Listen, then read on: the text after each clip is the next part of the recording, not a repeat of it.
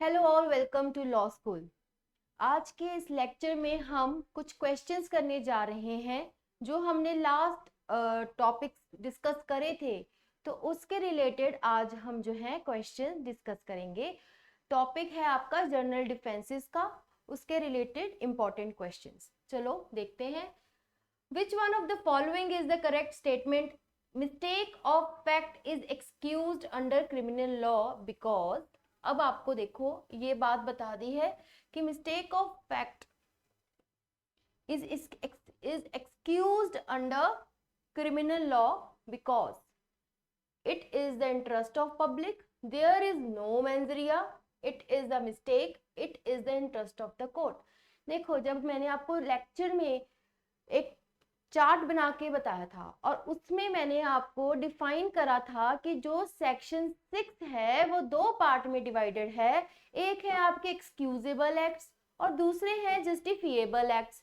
तो मैंने उसके बाद आपको बताया था कि जो एक्सक्यूजेबल फैक्ट्स हैं उसके जो आगे सेक्शंस हैं, जो जो टॉपिक्स हैं, उनमें मेंस रिया नहीं होता, जिसकी वजह से वो एक्सक्यूजेबल एक्ट्स है। और इफ यू रिमेंबर, मैंने आपको MAI करके याद करवाया था, mistake of fact, accident and incapacity, right.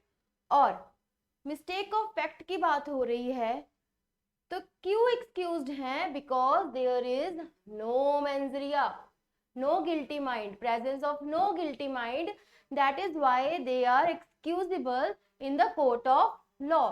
so mistake of fact का जो है आपका there is no mens rea, B is the correct answer। let's see, yes, B is the correct answer because the act lacks mens rea or an intention to commit an offense or to do something wrong, but they are committed under good faith।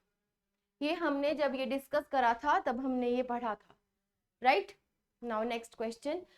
a police officer is directed by the court to arrest B, he arrested C after reasonable inquiry believing C to be B। देखो, ये भी हमने proposition है करी थी। ये जो मैंने क्वेश्चंस है ना, ये आपके प्रीवियस ईयर क्वेश्चन पेपर से उठाए गए हैं। तो ये देखो, अगर आप लेक्चर अच्छे से लगा रहे हो आपको सारा खुद ही सारे आंसर्स आते होंगे कि हमने एक एक प्रोपोजिशन जो कि आपके एग्जाम में पूछी जाती है वो हम आपको डिटेल में कराते हैं। और ये भी मैंने प्रोपोजिशन आपको कराई हुई है कि ए, उसमें मैंने आपको राम शाम करके बताया था।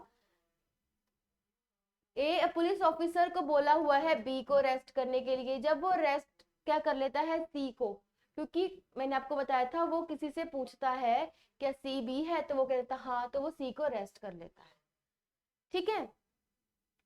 After reasonable inquiry believing C to be B, कह रहे हैं A has committed the offence of wrongful confinement as he has arrested C instead of B.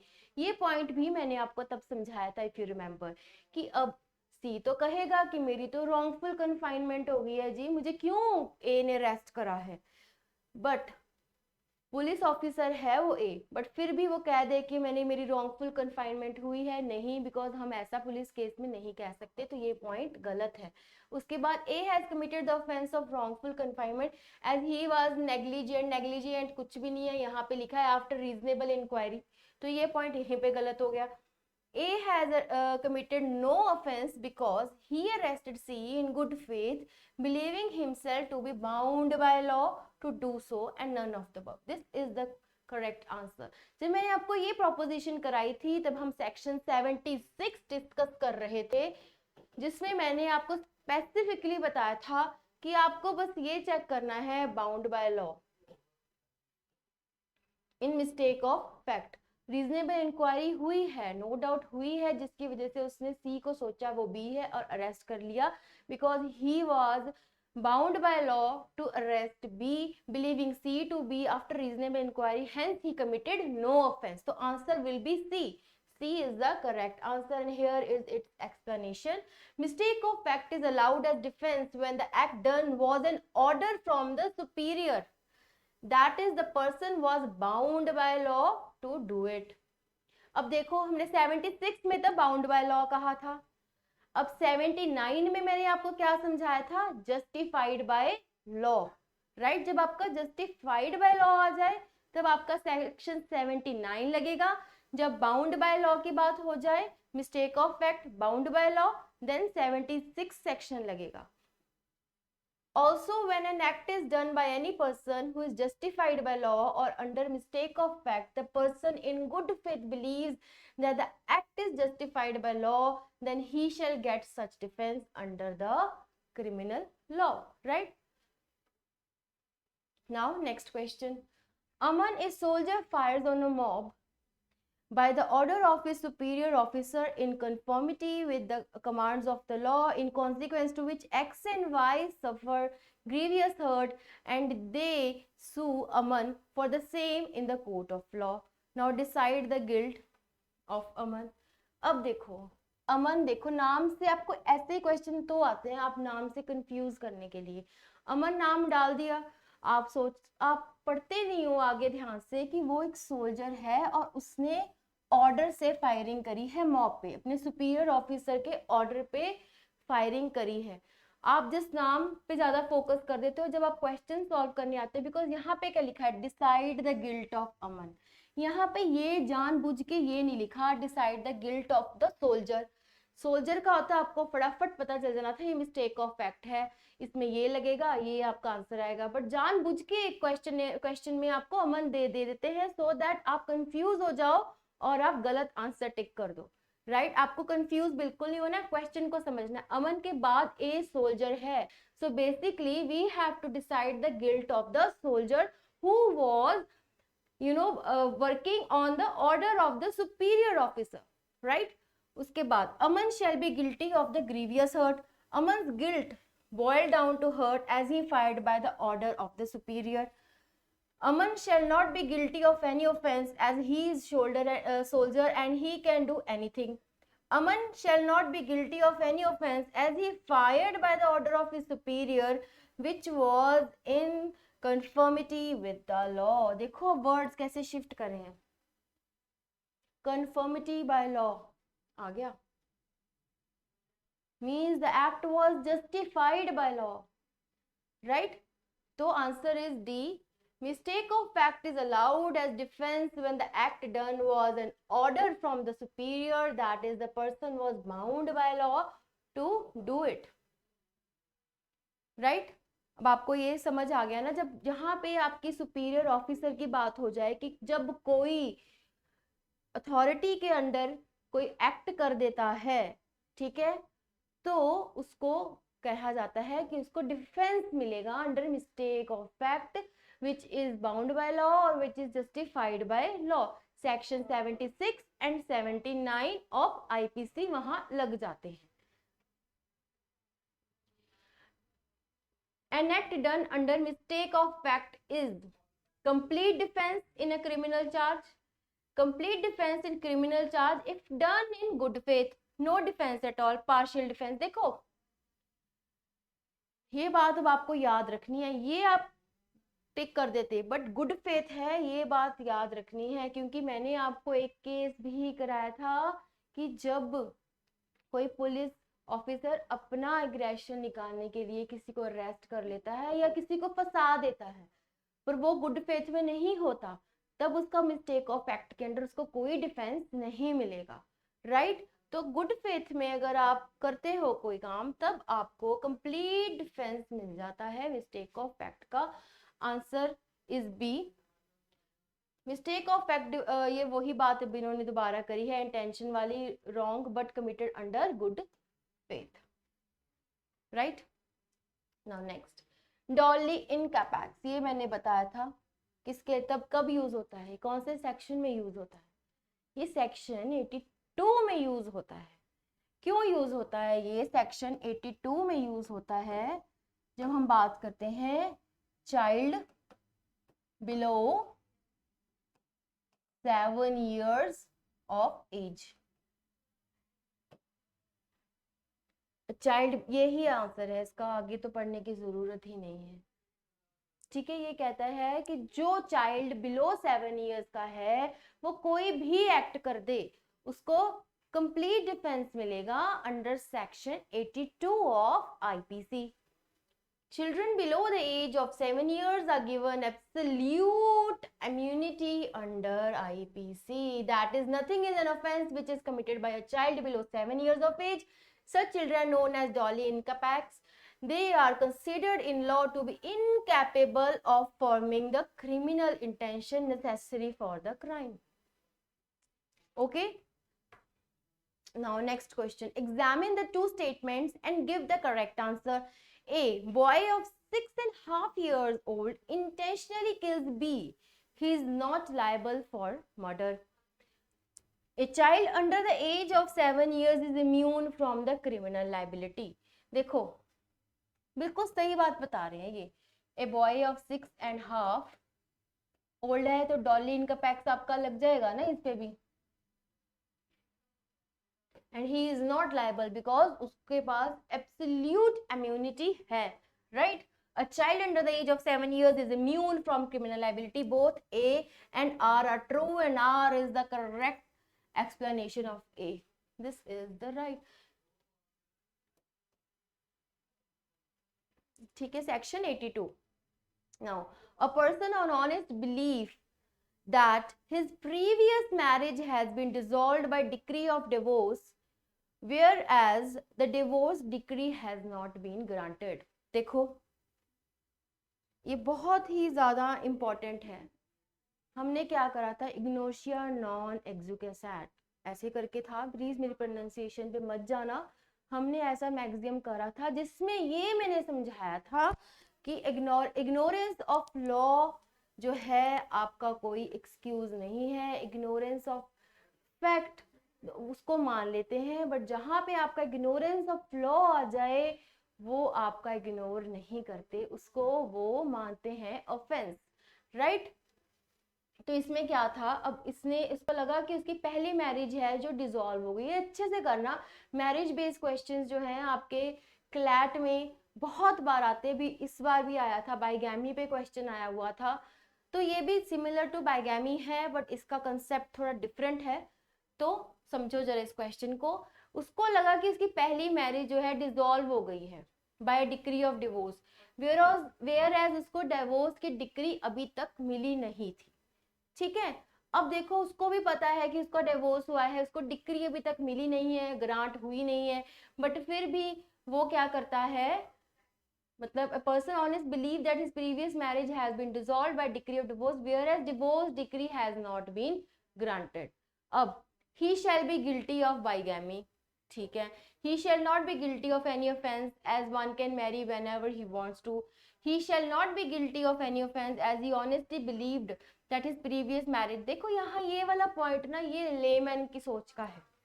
अब आपको अपनी अंडरस्टैंडिंग इतनी बढ़ानी है कि आप लेमैन की तरह क्वेश्चन सॉल्व करते हुए बिल्कुल भी नहीं सोचना है कि आप ये सोचो कि हाँ उसका तो कोई ऑफेंस नहीं है क्योंकि उसको तो सच में पता था कि उसको तो मिली नहीं है. No, ignorance of fact, ignorance of law is said that it is the no ignorance and you can't be excused under that situation.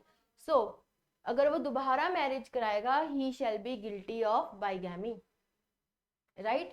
So answer is A. One cannot plead ignorance of fact when responsible inquiry would have elicited the true facts,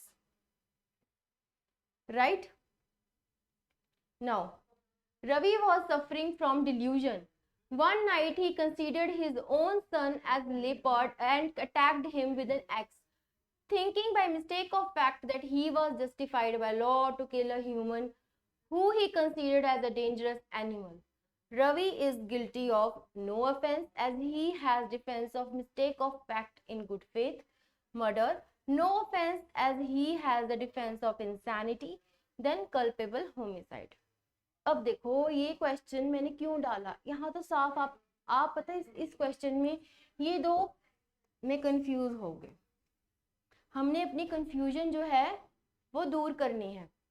आपको ये भी ठीक लगेगा कि उसको तो defence मिलना चाहिए बिकॉज उसने मिस्टेक ऑफ फैक्ट में लगाया है, या उसको डिफेंस मिलना चाहिए क्योंकि उसको वो इंसेन भी है. ठीक है, ये दो पॉइंट्स में आप कंफ्यूज हो गए, फॉर श्योर हो गए, क्योंकि आप इस प्रोपोजिशन को देख के समझ ही नहीं पाओगे कि इसका मतलब क्या करेक्ट आंसर होना चाहिए। क्या उसको हम मिस्टेक ऑफ फैक्ट के अंडर डिफेंस दें कि क्या उसको हम इंसैनिटी के अंडर जो है डिफेंस दें। तो आप क्वेश्चन को फिर पढ़ना और समझना। Ravi was suffering from delusion, ठीक है।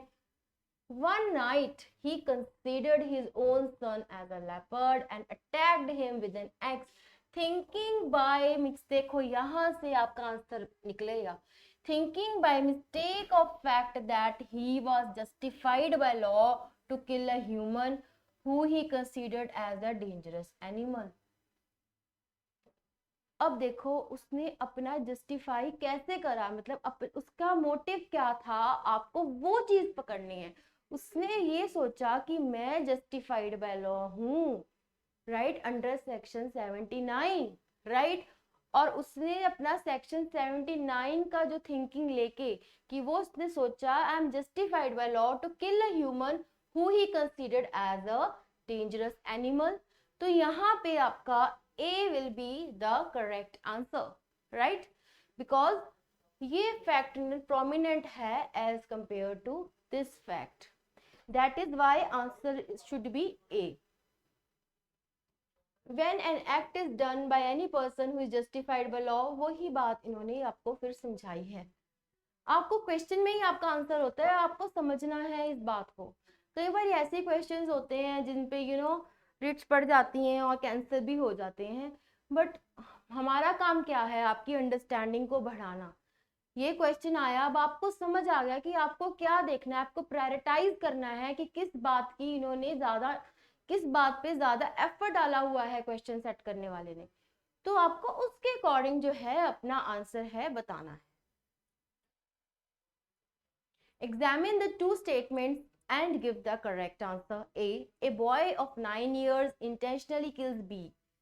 देखो 9 years की बात हुई है, आपको पता है सेक्शन 83 लग जाएगा, राइट, 83 जो है आपका लग जाएगा। अब देखो यहाँ पे बात आ गई इंटेंशनली की, means no mens rea, hence ने तो कमिट कर दिया ना offence.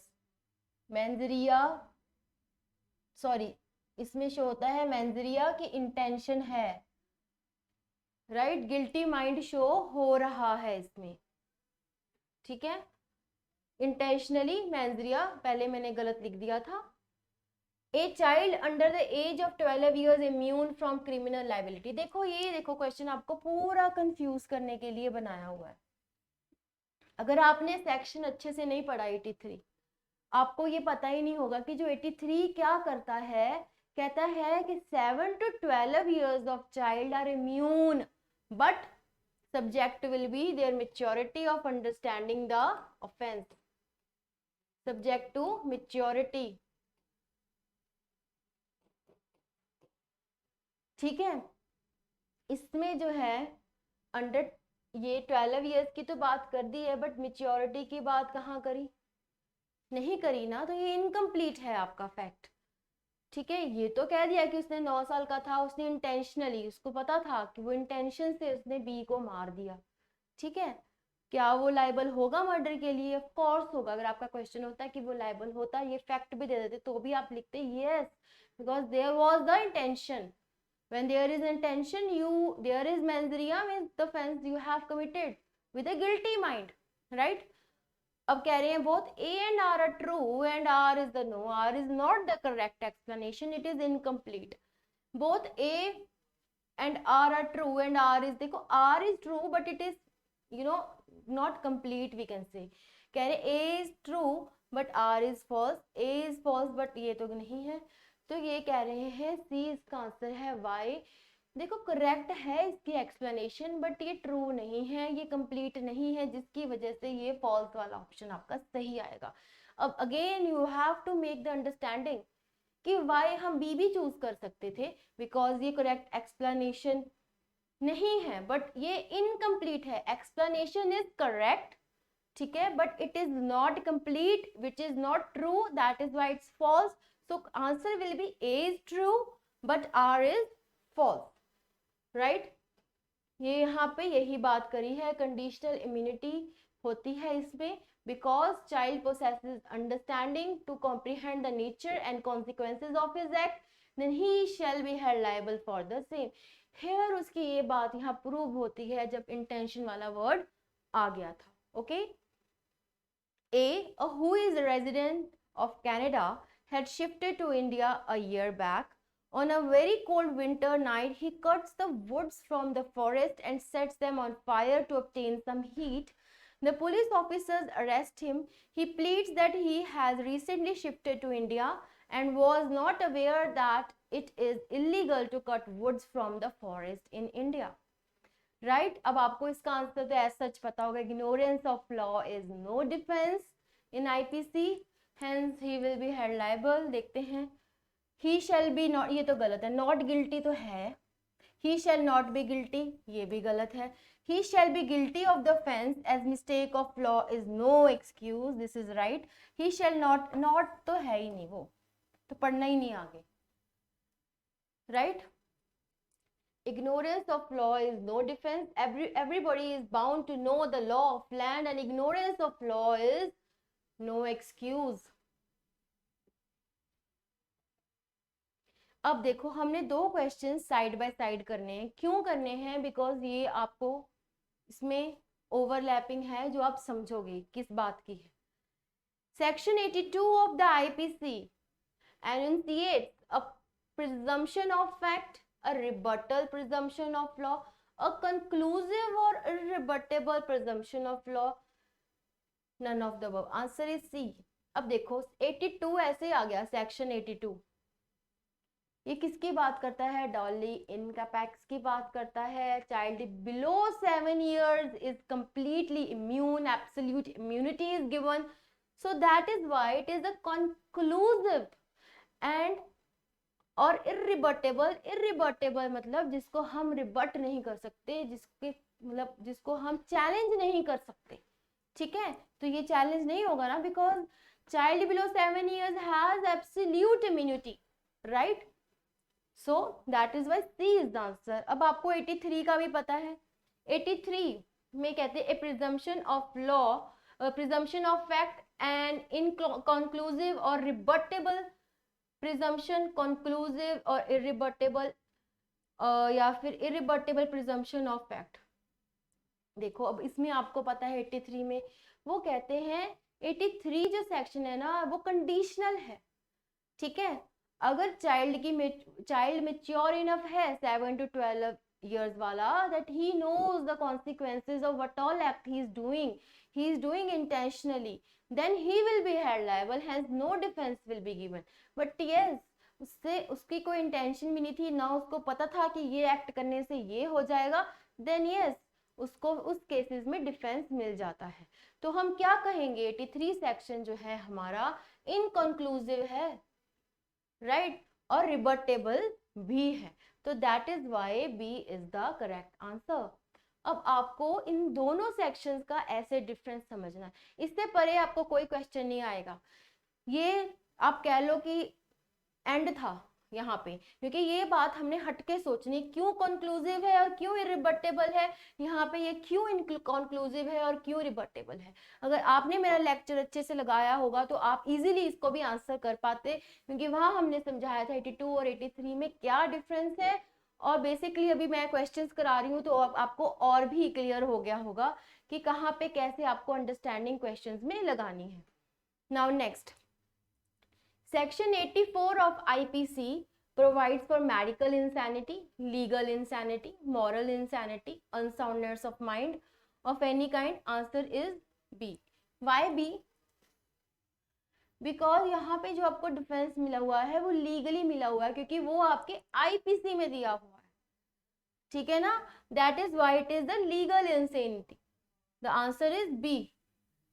Now, a hangman who hangs the prisoners pursuant to the order of the court is exempt from criminal liability by virtue of, देखो हमने करे थे 77 and 78, ये क्या थे, जस्टिफिएबल एक्ट्स थे, एंड इसको क्या कहते हैं हम, एक्ट्स ऑफ जजेस या जुडिशियल एक्ट्स, इसको 77 एंड 78 सेक्शन में यह कहा हमने पढ़ा था। अब जब हमने जो एक प्रोपोजिशन करी थी, अब हमने बताया था hangman who Hanks the prisoner, किसके कहने पे हैंग कर रहा है वो? जज के ऑर्डर के ऊपर, ठीक है, उसको ऑर्डर दिया हुआ है। तो कहते ये बात कोर्ट में एग्जेम्प्ट है क्रिमिनल लाइबिलिटी की, कौन से सेक्शन के अंडर? That is section 78। और 77 क्या कहता था कि जजेस जो हैं ऐसे, जैसे जज ने आपको बताया है अजमल कसाब के केस में डेथ पेनल्टी दी थी, तो कह रहे हैं जुडिशियल एक्ट है ये, और जजेस के पास राइट है to pass such death penalties and we can't challenge these things in the court of law. They are they are not held liable in these cases and defense is given under section 77 to the judges। and जब judges के कहने पे a hangman who hangs the prisoner, उसको कहाँ पे immunity मिलती है? under section 78 of IPC। now next question, for unsoundness of mind, the impairment of the cognitive faculty of mind to escape criminal liability क्या होनी चाहिए? It must be total. Partial का कोई काम नहीं है, इसका भी कोई नहीं है, इट शुड बी टोटल। और इसके साथ हमने ये भी पढ़ा था टोटल तो होनी चाहिए, क्यों? क्योंकि जिस टाइम वो एक्ट करता है वो पर्सन, अगर उसको डिफेंस चाहिए तो वो प्रूव होना चाहिए कि जिस टाइम पे पर्सन ने एक्ट करा था he was insane, right? That then only he will get the immunity. For a defense of intoxication to escape criminal liability, the degeneration of mental faculties must be total, must be partial, both, only B is correct। and देखो it must be total। Why total? Because हमने दो sections में करा था ये, right? अब उसमें हमने ये भी डिस्कस करा था कि जब वॉलेंटरी इंटॉक्सिकेशन होती है, आप खुद से करते हो और आपको पता है कि यू आर टॉक्सिकेटेड, तो उस केसेस में आपको जो है डिफेंस नहीं मिलता। But yes, when somebody intoxicate you without your knowledge and you commit an offence, in that cases you are immune. तो that is why they are saying from to escape from criminal liability the degeneration should be total, no partial, nothing। IPC में partial का कोई काम नहीं है। आगे, in cases where the act involves a specific mens rea in cases of intoxication under section 86। देखो अगर आपने अच्छे से पढ़ाई की हो ना, 86 आ गया, वहीं पे समझ जाओ 86 क्या कहता है? वॉलेंटरी इंटॉक्सिकेशन की वो बात करता है, right?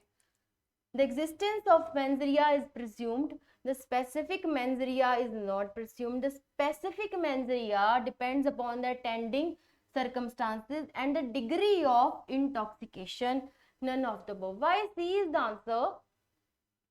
Because existence of mens rea तो इसमें presume होती है, ये भी ठीक है आपकी बात। द स्पेसिफिक मेंस रिया ये तो बिल्कुल टोटली गलत है, बिकॉज 86 सेक्शन में आपको भी पता है वो वॉलेंटरी इंटॉक्सिकेशन की बात करता है। The specific mens Riya depends upon attending circumstances and the degree of intoxication. ये पॉइंट हमने पढ़ा था कि डिग्री ऑफ इंटॉक्सिकेशन देखते हैं, बिकॉज हमने केस करा था जिसमें वो हैबिचुअल ड्रिंकर होता है, राइट? वॉलेंटरी तो वो ले रहा है टॉक्सिक सब्सटेंस, बट उसको अपनी पता नहीं चलता, जब वो एक एक्ट कर देता है क्राइम का तो उसकी इंटेंशन नहीं थी, ठीक है? तो that is why you know degree of intoxication is very much important to know the mens rea, specific mens rea, right? So this is the correct answer। Now in cases where the act involves a specific mens rea, in cases of intoxication under section 86 of IPC, I think these are the same question, so I won't repeat it now। Next, insanity as a defense means that a person at the time of doing an act by reason of unsoundness of mind is incapable of knowing the nature of the act। that what he is doing is wrong, that what he is doing is contrary to law, either A or B. This is the correct answer. Because जब insanity के under उसको defence चाहिए होता है तो उसको prove करना पड़ता है कि मुझे ना एक्ट की नेचर पता थी, ना मुझे पता था जो मैं कर रहा हूँ वो गलत कर रहा हूँ, कि जो भी हुआ है वो कॉन्ट्रेरी टू लॉ है. तो all the answers are correct. So D is the answer. Which of the following is correct? A. The burden of proof that the accused was not insane at the time of commission of offense is, नहीं, ये तो बिल्कुल गलत है. मैंने आपको जब section 6 कराया था आईपीसी का, मैंने आपको ऐसे याद कराया था. क्या था वो? Section 105 of Indian evidence act. और इंडियन एविडेंस आपका क्या कहता है कि जो बर्डन ऑफ प्रूफ है वो क्लेमेंट के ऊपर होता है. जो डिफेंस क्लेम कर रहा है, बर्डन इज ऑन हिम. तो प्रोसिक्यूशन का यहाँ कोई काम नहीं है. The burden of proving that the accused was insane at the time of commission of offense is on the accused. This is the correct answer. There is a rebuttal presumption of fact that accused was insane at the time. ये तो नहीं, rebuttal के यहाँ कोई लेना देना नहीं है. It is a matter of inference to be drawn by the court on the facts proved by the prosecution. This is also wrong. Correct answer is B, because burden of proof is on the claimant, on the accused. The defense of consent is not available in the cases consent to cause death, consent to cause. देखो ये तो आपको पता ही है, हमने ये A और B दोनों करेक्ट हैं, both A and B. yes, यहाँ इधर वाली बात नहीं है.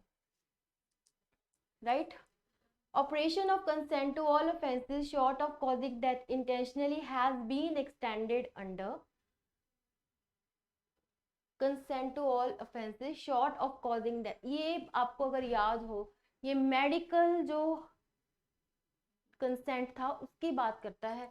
वो हमने सेक्शन 88 में करा था, कि जिसमें कहते हैं आप डेथ या ग्रीवियस हर्ट नहीं कॉज कर सकते.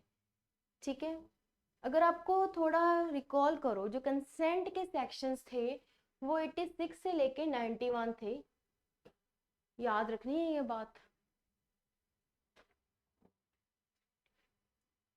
Under section 89, the consent is in respect of infants under 12 years of age or persons of unsound mind. देखो जो आपका 86 सेक्शन था, 86, हाँ, 86 था, उसमें हम 18 इयर्स की एज बताई हुई थी. और जो 89 है उसमें हमने पढ़ा था कि जो चाइल्ड होगा वो 12 साल की बात हुई थी, और अनसाउंड पर्सन की तो कोई एज की बात करी नहीं थी उसमें. तो क्वेश्चन का पढ़ते हैं.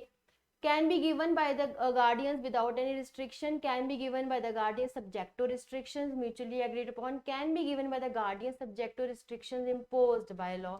इसमें ये लाइन थी. तो C is the correct answer. The consent is not valid consent under section 90 if given under fear of injury. ये हमने सारे पॉइंटर्स पढ़े थे. फियर ऑफ इंजरी हो जाती है या person of unsound mind they देता है if given by child below 12 years. तो डी, इसका हमने केस करा था जब लड़की कंसेंट दे देती है एंड उसको लगता है person will marry her, but वो पर्सन मना कर देता है and she give consent in fear of marrying or whatever. तो इस केस में कोर्ट ने बोला था कि वैलिड कंसेंट वो नहीं है, बिकॉज जो आपकी आईपीसी है सेक्शन 90 है वो फ्री कंसेंट की बात करता है. there should be the free consent should be free, it should not be given under fear or any misconception of fact. तब उस लड़की ने मिसकंसेप्शन ऑफ फैक्ट में कंसेंट दी थी for the sexual intercourse. So that is why court held the man guilty, because he was not ready to marry her, but yes, he promised her that he will marry her. That is why she gave the consent and hence court held him liable. right? तो आपको section 90 कैसे याद रखना है? Free consent से याद रखना है. Now consent given under compulsion arising out of threat of injury excuses the causing of death, excuses causing of any offense against the state punishable with death, both A and B. या neither. देखो कहते हैं consent, ये आपको अगर याद हो ये कौन सा सेक्शन है, ये सेक्शन 94 की बात कर रहा है,